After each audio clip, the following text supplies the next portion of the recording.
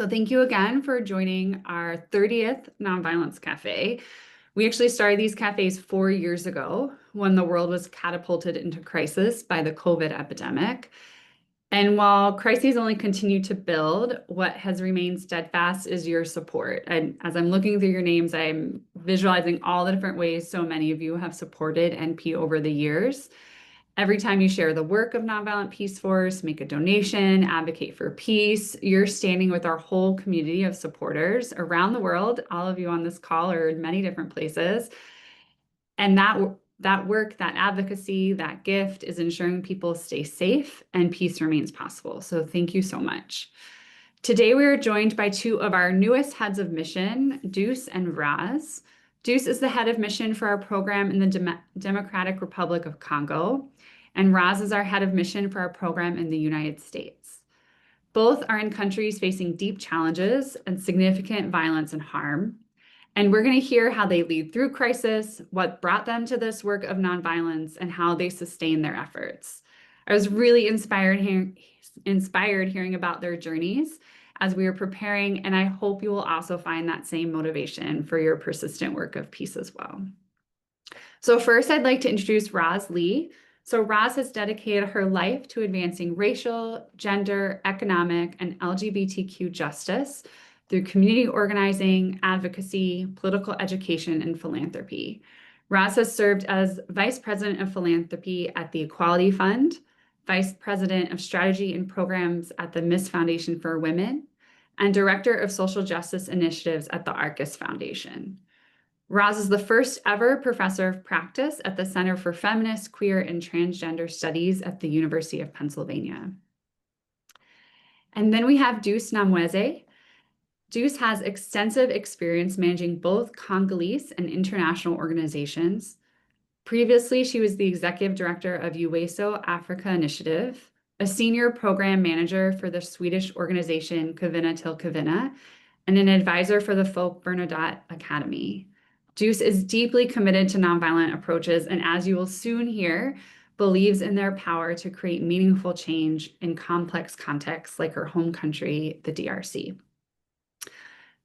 So first, we will start with Douce. We'd love to get to know you a little bit. Can you, Douce, tell us a bit about yourself and how you made your way to lead NP's programs in the DRC? Thank you so much, Anna. And I'm really happy to be part of this Nonviolence Cafe today, and I feel really honored. So for my short story, when I was 8 years old, this is in 1996, that is the time I fled the war for the first time.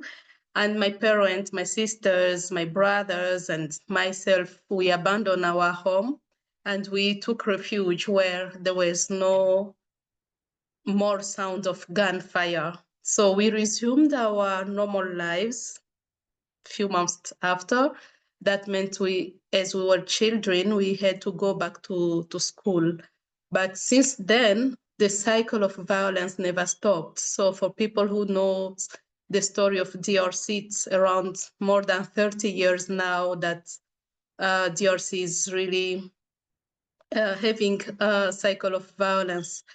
And in 2004, in 2008, and most recently, as people can see in media, this year, my hometown, Bukavu, where I live, where I was born also, continued to bury its sons and daughters who had been killed. So it's every year more and more cycle of violence and war happening. But meanwhile, social dynamics evolved and political regimes changed. So we had elections, we had changes at the political level, but the issue of security and peace remain a very fragile reality, and violence continued. And also, when I was 16 years old, I worked with a media initiative that served young people who had been impacted by war. We had, that was related to young people who left armed groups, young people who were accused of witchcraft and sorcery, young people who lost their families because maybe the parents were killed, and no one was talking about those realities. So our aim, or the aim of the initiative, was to bring other young people to talk to the other teenagers and to relate and also to talk about their stories. So we were preparing radio programs that were broadcast at the general public, and more people were aware about the situation that young people were going through in DRC. So I continue my journalistic journey by joining also a female media association. And also there, I was one of the journalists or the reporter who had the task of breaking the silence about sexual and gender-based violence. So we were going through all the DRC and also some provinces with our microphone to amplify the voice of women in Kivu. And this was really at the local, national, and even international level. Then I had the opportunity to join a course on nonviolence at the University of Rhode Island, and this is in USA. And that was like a call for me, like to join nonviolence practitioners. So it was like, wow, this is really, really, really interesting. I learned a lot of things, nonviolence principles, and I began feeling really that this is a call for me. So when NP was opening its office in DRC, this is last year, I was really interested in the work of NP in other countries. And I was really like, asking myself like, okay, after seeing a lot of NGOs working here on this topic, what will this new organization will do, or what will be the added value of working with NP? And when I was really reading on the website the work NP was doing in other countries, I was like, wow, this is really, really interesting for me. And for people who knows, we had the largest UN mission called MONUSCO in DRC, and that was for more than 20 years. And despite the presence of the MONUSCO, security and war didn't stop. So for me, it was like, maybe it's time to use other approaches, nonviolent approaches, and try if this will bring back hope into Congolese communities. So myself, as a Congolese woman, maybe working also in an international organization could help me make the dream of young people a reality, that peace is not just a wish, but young people can know that it really feels like to live in peace. And this is how I started to work with the NP in January this year, 2025. And what is really hard with my story is just like few weeks after, war broke again. Like I joined NP in January 15, and just 2 or 3 weeks after, war happened again. So I had to evacuate with my family and many of our staff. From February to April, it was a great challenge for us and for myself to establish the organization, like to make NP known in DRC and NP being established in DRC. But in April, we took the courageous decision to come back to Bukavu when a lot of other NGOs and international NGOs were still waiting and observing, waiting for change, waiting for the situation to be involved. And for us, it was clear that we had to come back despite the highly volatile security situation. We need to remain with the communities affected by war and by the conflict. And also, we can't be far away and working with communities. So it was contradictory for me. That's why I was like, let's go back. And be with Congolese communities. So as a Congolese woman, as I was saying, I felt really attached to everything happening in DRC this year. And now we are trying to implement our programming and to see how we will be also contributing to the peace building in DRC. Thank you so much, Douce. I'm really grateful that we have you and have had your leadership during this time, especially as war broke out again. And I'm just grateful for having you with us. Next, we're going to hear from Roz, head of missions of our program in the US. Roz, can you tell us a bit about yourself and how you came to work with NP?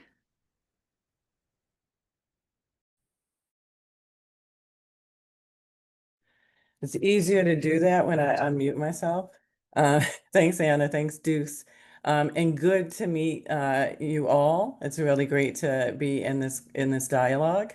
I am based in New York City, where I'm originally from, and I have been connected to community organizing and social justice work, progressive social justice work, particularly as it relates to racial justice, gender justice, and justice for gay and transgender communities my entire life. I started out as a teenage organizer, really inspired by people in my community, and particularly women leaders like Fannie Lou Hamer, and Ella Baker, who were leaders of the U.S. Civil Rights Movement in the 50s and 60s, and Shirley Chisholm, who was a New Yorker, who ran for president. So really inspired by them. But I also, when I went to college, there were exchange students from South Africa who were on my campus. And they brought their own organizing experiences and tactics. They really inspired me and other students on my campus to lead a divestment campaign, divesting from South Africa and apartheid. And that gave me the organizing bug. We won that campaign. And I just never looked back in terms of really working for social change. I have done many different things. I've, been a performance poet. I have organized in the neighborhood that I lived in with primarily low income women of color for affordable housing and quality of life for their families. I have founded an organizing center with other activists in New York City to train community organizations, community leaders. I've kind of stumbled into philanthropy as somebody who works for both national and global foundations to get resources to folks who had the least access to philanthropic resources. And what we know is that the people who are dealing with the problems are the ones who have the solutions, and they deserve the resources to be able to advance those solutions. And so I always think of any place I am it's an opportunity to organize. So even within philanthropy, I was organizing. And an example is having been able to support some work. And I'm sharing this really quick story about supporting work of women who were trying to get better benefits. They were receiving what used to be called welfare, but really are community benefits or social safety net benefits, and they were trying to improve those resources. And working with those women and supporting their work both professionally and then in my personal time, at one of the organizing meetings, the women said, we want the benefits to be better, but what we really want is jobs that can help us provide for our families, which means that there has to be affordable childcare, because otherwise we would just be working to pay for childcare. And so that's always my something that I remind people about, that you can be organizing for to address specific symptoms, but there's ultimately a desire to get at the root causes. How do we get to the root causes so that people can have the lived experience and conditions that they really deserve? And that's how, and that's part of my journey of how I landed at Nonviolent Peace Force. It's in some ways a very full circle for me, starting out as a young organizer whose family really had to make our way and through very tough circumstances to be inspired to want that kind of social change for everyone. And then really to be at an organization that, yes, addresses violence and looks toward making sure that people are able to use nonviolent practices, like some of the women that I mentioned earlier, like Fannie Lou Hamer, um, but also to be able to engage in civil disobedience and social change work that ultimately is about building peace and building justice for all. And that is why I'm so really humbled to be working with Nonviolent Peace Force, my colleagues, standing beside my colleagues, and then also with all of the supporters that we're fortunate to have. Thank you so much, Roz. It's a gift to be able to hear about a little bit about your journey and all the rich experience you bring to this role. So one question we often receive is, how do we prepare to keep people safe using nonviolent methods? And I know for many of us on this call, it's something we feel more deeply in just our day-to-day lives, as well as the world becomes more of a dangerous place. So how does someone train to work in threatening contexts and be able to think and act for peace? So you both participate together actually in what we call our UFT, which is our Unarmed Civilian Protection Foundation training. So it's a lot of words, and just think UFT is the shortened version of the training all of our staff get when we start at NP. So Douce and Roz did that together in the DRC a couple months back. So Roz, we'll start with you. Can you tell us about your experience being trained to do the work of unarmed civilian protection, and what was one learning that really stuck with you? Thanks, Anna. I do have to say, and I'm smiling because in my early days, I've actually been at MP for 6 months now. And very early I said, I really want to have the UFT training to really ground me in MP's approaches. And it was Douce that was one of the first people that I met and worked with.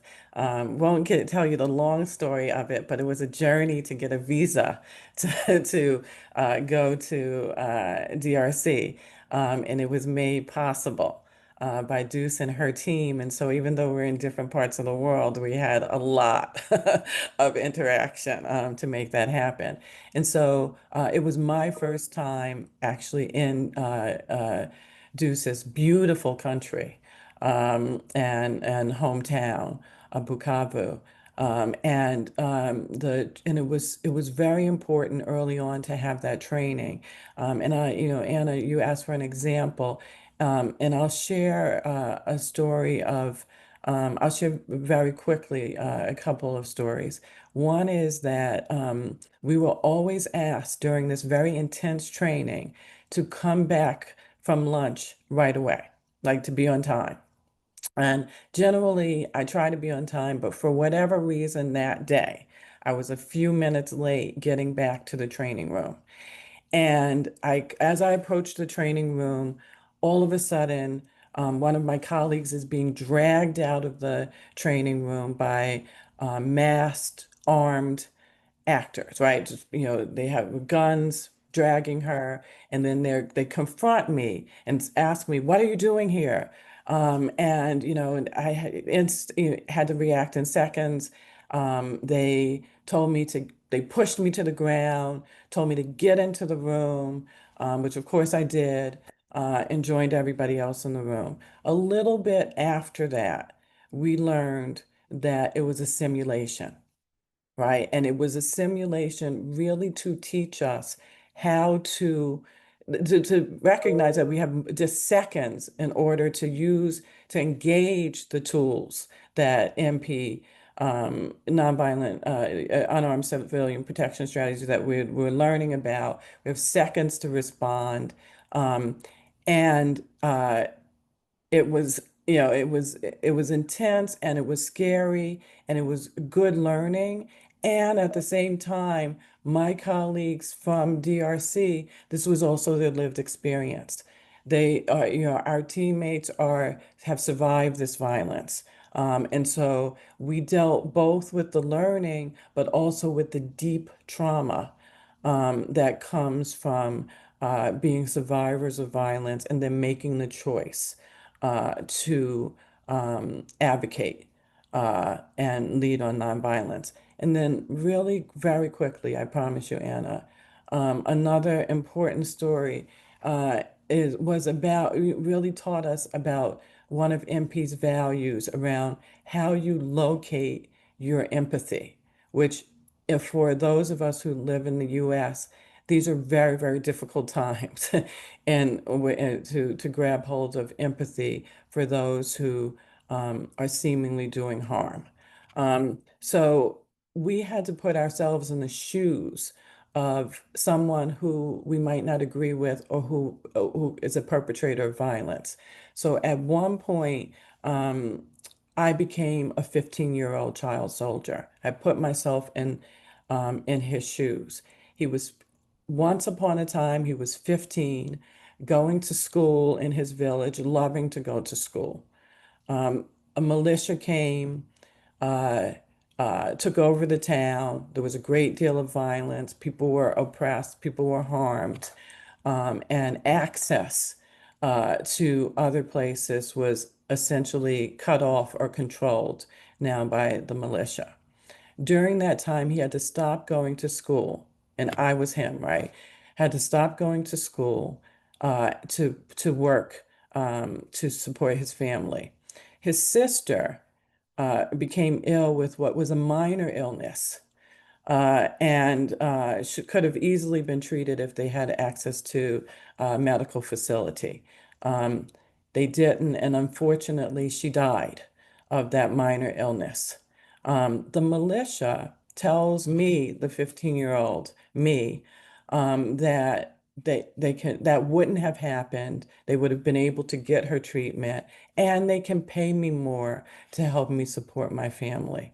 And that's how I became a child soldier. And the empathy part of that is recognizing that there is a story behind even those who are bearing arms, that not immediately are people violent and perpetrators of violence because that's just inherently who they are, but that those are sometimes the circumstances or conditions that push them into that. And that helps me, and even in these times, to locate empathy.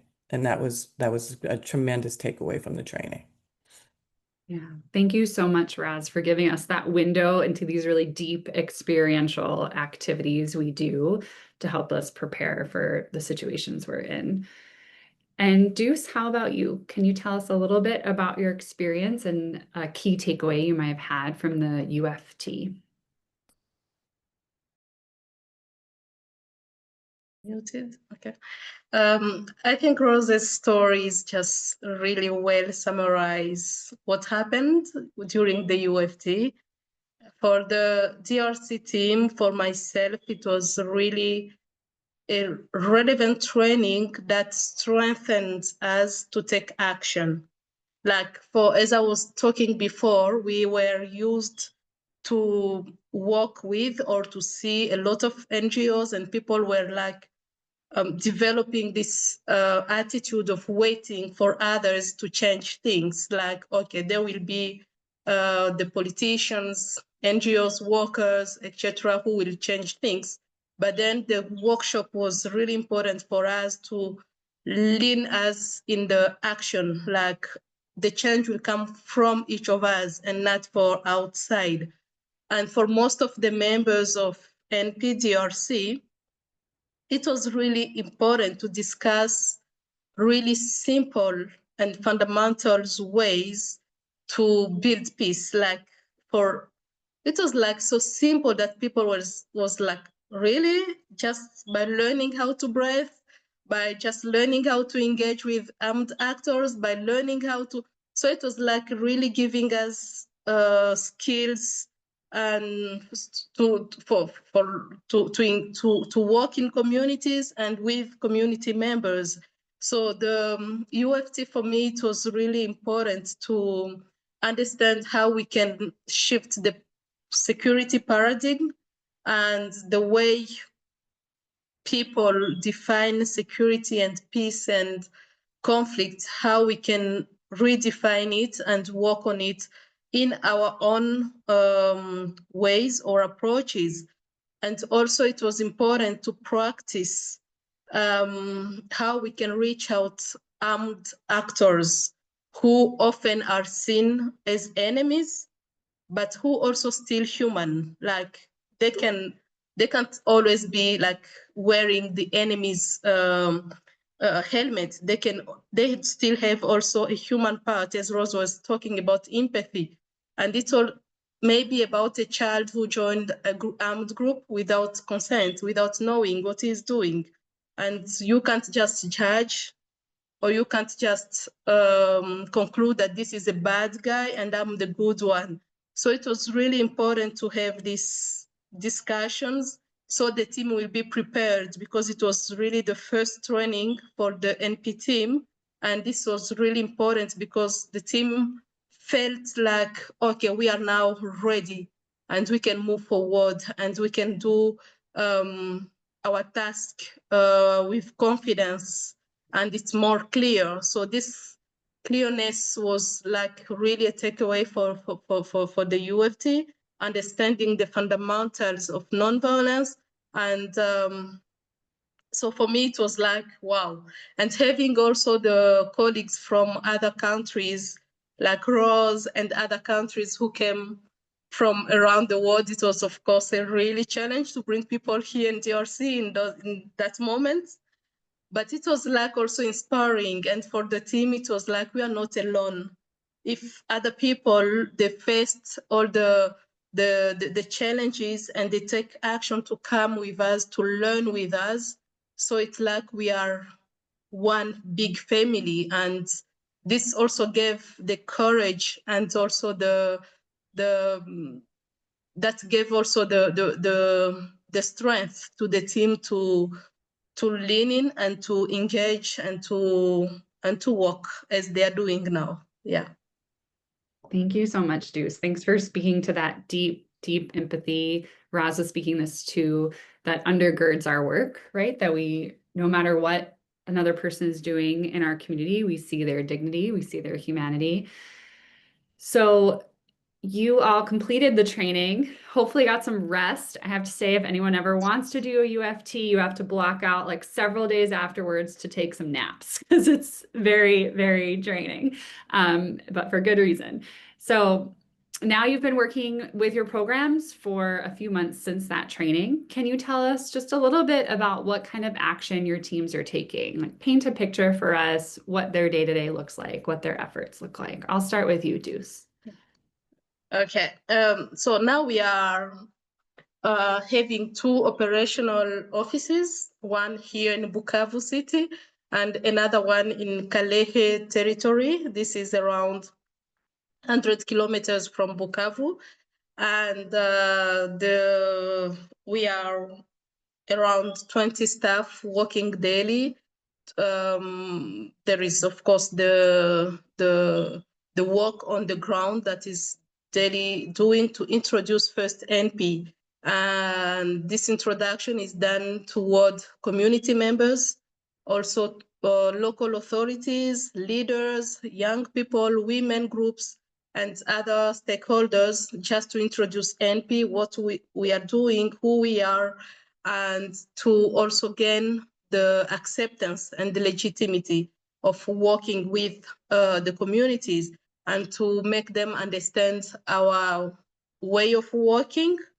And as I was saying, for example, just as an example, a lot of NGOs can provide, like food or other meals, etc. But for NP, it's important to first make people understand that, okay, we are not also coming with food. It's important, of course, to have food, but this is not what we are doing. We will be just enhancing your capacities to be the owner of your peace and security issues.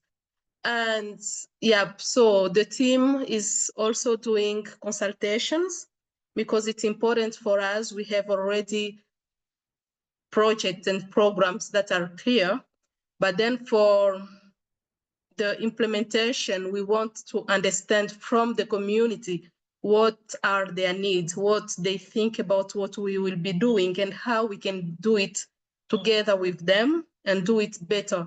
So we are doing all those consultations with like in order to update or to reconcile our preliminary plans as we have it in our project with the needs that the community will identify themselves. So after all this consultation, we hope, and we are seeing it yet, that NP will be accepted and is already welcomed. And this is something that makes me happy every day, is really welcome. And we are gaining this legitimacy that will enable us to successfully implement our programs. Although the fragile situation, but we are just navigating with it as it is. Yeah. Yeah, thank you so much, Douce. It really speaks to how much of our work is the work of relationship building and trust building in the communities. Yeah. That's so foundational. And then Roz, how about you? Can you give us a picture of what the US program teams are working on these days? Sure, sure. So just to really share with you all, I mean, so, I think many of you are not new to Nonviolent Peace Force, and the U.S. our program in the U.S. is still relatively young, not as young as our DRC program, but still, very very young. And we have a small team here in the U.S., and we have to make our resources go far.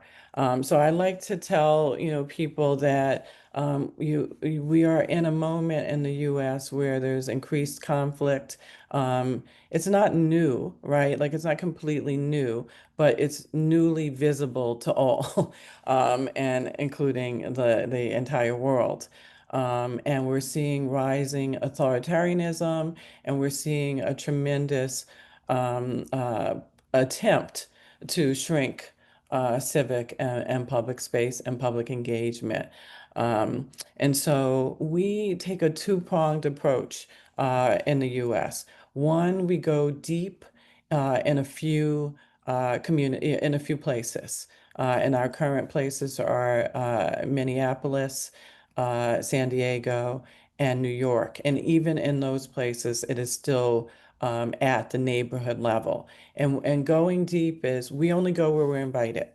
And so where community organizations have invited us in, we are working with them around community safety, helping them build community safety mechanisms.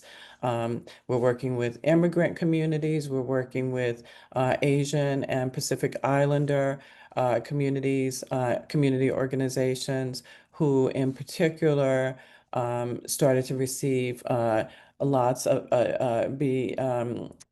hate violence, particularly when with the advent of COVID in the U.S. And so this is some of our work in New York. In San Diego, we've been working very closely, and particularly in a neighborhood called City Heights that is heavily Latinx, and so has been targeted by ICE. And so we've been working with community organizations there. So that's a taste of some of our work in Minneapolis, and particularly in North Minneapolis. We've been working with young people who are in their own war zone related to gang violence, and then also just a community that's been disenfranchised for a very long time. So we take a approach of going deep locally, primarily working with community organizations who have invited us in to support them around safety and mobilizing, safety and being able um, uh, to live their lives in their communities as safely as possible, de-escalating violence in those communities, and then, as I mentioned, for the immigrant communities in particular, using one of MP's tools in our toolbox, which is helping people have an early warning, early response mechanism to keep them safe when ICE is in the neighborhood. Nationally, we're building out strategic partnerships with groups like the Women's March, which has become an organization that are doing mass mobilizations and organizing and protests all around the country at the local level. So equipping their staff and their leaders to build safety teams. We ultimately want to do a bigger project where we are helping them build a sustainable approach to keep their constituents safe in these various cities and states in which they are operating. And so there's more to come on that journey as we build out some of that program work. And then I'd be remiss in not saying that some of our work had been supported with some funding from the government, and the government took that funding away. So there is a lot of time and attention that we're paying now to mobilize resources so that we can meet this moment in the most effective way possible. Thank you, Roz. Thank you both for that really helpful overview of what the work looks like.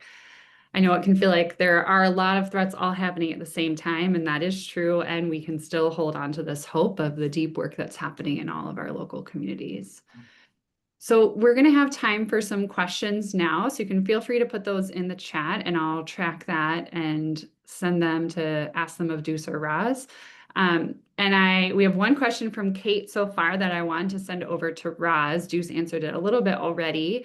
I would love to hear thoughts about how to organize with communities across nonprofits, ways to coordinate together, and resisting the ways that money tries to pull organizations apart.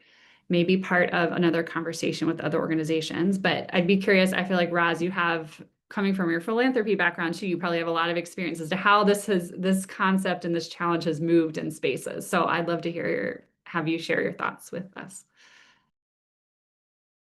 Sure, I will unmute myself. Thank you for your question, Kate. What I will, I'll answer it with two primary thoughts around it. And one is that, I mentioned earlier that we have a small team in the U.S., small but mighty, which we hope to grow some. And so we really have to be very thoughtful about how we apply those resources given our capacity. And I always like to think about MP's work as filling a very, very critical lane for in the short term and then for the long term of building toward peace and justice. And so we are a partner in these movements, right? We're meeting people where they are, and we are bringing the resources and the expertise that we have as Nonviolent Peace Force to movements that are much bigger than us, right? And so there's a degree to which it's not necessarily MP's role to tell communities or movements what they should be doing, but to offer our own set of values and experiences when we're in relationship to them and partnership. I'll also say that there's a lot more cohesion than it looks like, right? Like, because I think we get very, very little information about what social justice movements are doing. And I say movements because there's so many different moving parts, there's so many different things happening. But I think there's an awareness that there's common opposition, and this is not the time to be looking for reasons to not join forces. I will say, having worked in philanthropy for a really long time, where some of the resources are coming from. One is philanthropy has always been a very, very small part of funding social change work. Um, if for example, philanthropic support for social change, making things better for people, is less than 10% of all philanthropic giving in the United States. The majority of funding still goes to museums, arts and arts institutions, or people wanting to put their names on a college building, right? And while I'm not criticizing that necessarily, you can talk to me on another day. It is still the facts of what happens with philanthropic dollars. And then even when it goes to social causes, it usually is for social services. Feeding the hungry, clothing the needy. And again, those things are really, really important. But what it means is that for movement work, we really have to be focused on how we fuel ourselves. And some of that is financial resources, and some of it isn't. The Nobel Peace Prize winner, Graça Machel, she often would say that the wealth of communities is not financial wealth. Of the communities that are pushed most to the margins is not financial wealth, but we've been so programmed not to count those resources as meaningful because they're not financial. Um, so that's like, I don't know if I'm totally answering your question, but I'm actually experiencing with MP that there's more invitation to partner than people pushing us away or pushing each other away. And I think it's really important that we not buy into that narrative because it's distracting at a time when we don't need distraction. Thank you. Thank you so much for that, Roz. We have time probably for one more question. So if you do have more questions, feel free to put them in the chat. We will follow up with you afterwards. I'm going to combine a couple here for Douce. So there's a couple questions here about our programmatic work in DRC. And I know you spoke to how we are building that relationship on the ground. We're building that trust, and that shapes the specifics of what our programmatic offerings might look like. So perhaps you could talk about kind of what's emerging so far. There's a question about what's practically planned for us to implement in the region to reduce the violent situations in the Eastern DRC. There's a question about building relationships with members of M23. So a question for you of, I know you can't answer, we're still in early stages. So I know you'll be cautious about naming too specific, but maybe if you could share with us a little bit about what's emerging, right, in terms of what the intervention could look like. What we realized that at the community level, as I was saying, we are doing consultations. We realized that the communities, they are the best who can know what can be done so they can really live in peace. So we realized that in the Congolese context, communities have always organized themselves to respond collectively to social problems or social needs without necessarily waiting for money or for someone else. But then they've been also impacted by the venue of NGOs, associations, and also even the government was like relying on other outside intervention. So that was like reading a narrative, putting the communities like the beneficiaries without giving them the action or the power of acting and becoming and be on the center of the intervention. So what we are doing now, it's really to see what are the practices, what are the habits, what are the tools they are having, and that we can just support.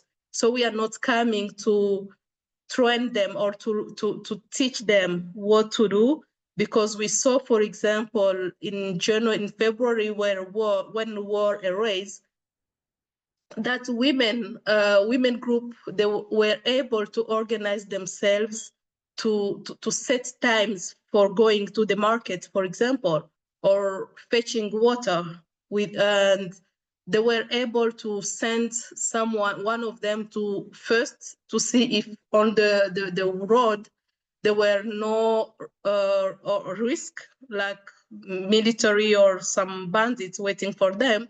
And they were choosing like, okay, at what time we can go there. And also we realized that even young people, especially boys and men, they try to organize patrols themselves in their communities. And what we are doing is just to show them or to exchange with them on the better way of doing what they already doing. So we are not coming as people who knows and who will teach what to do, but just people who will enhance or who will really give the power to what the communities are doing. And this also involves, you said, building the relationship with the local authorities, and even now as Bukavu and Goma, like living in the eastern parts of DRC is really challenging. We can't operate without building or engaging with the local authorities. So we approached them, we told them about the work we are doing.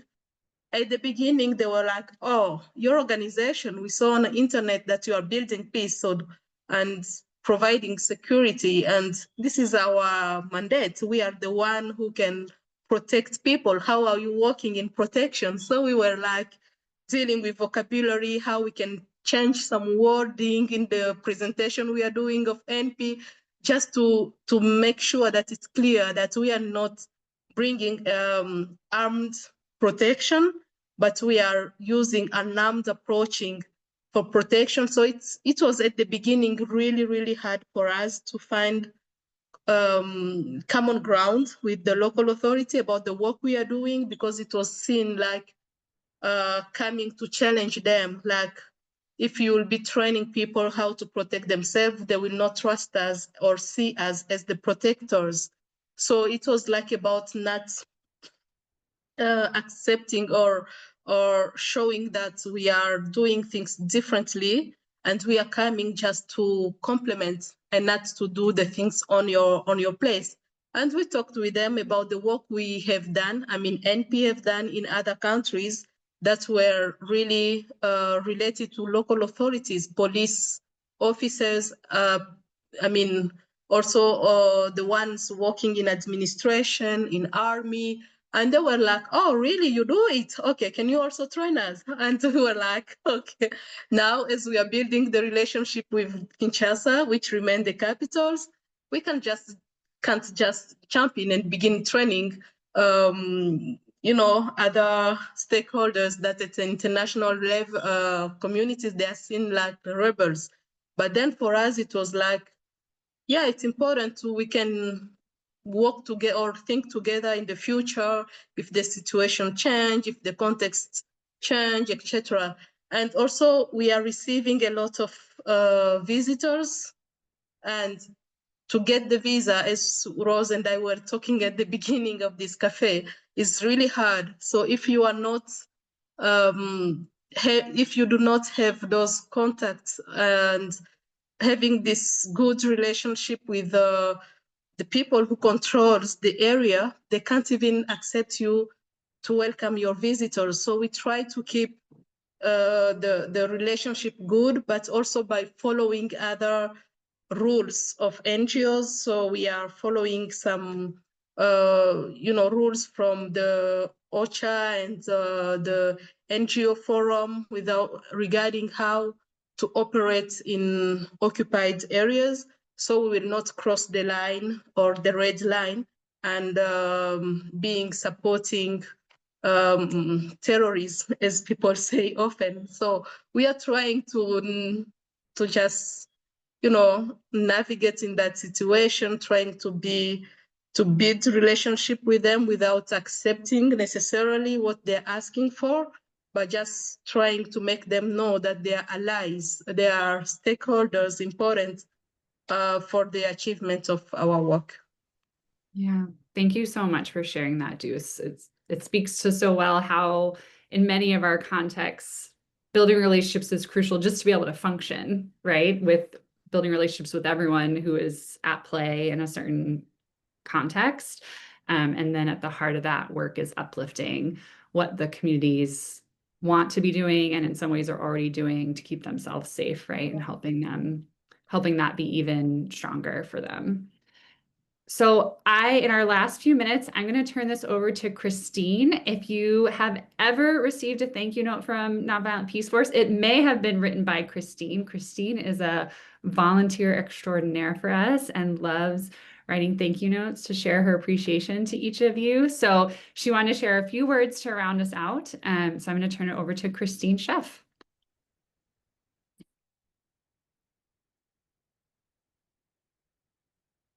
Hello, am I unmuted?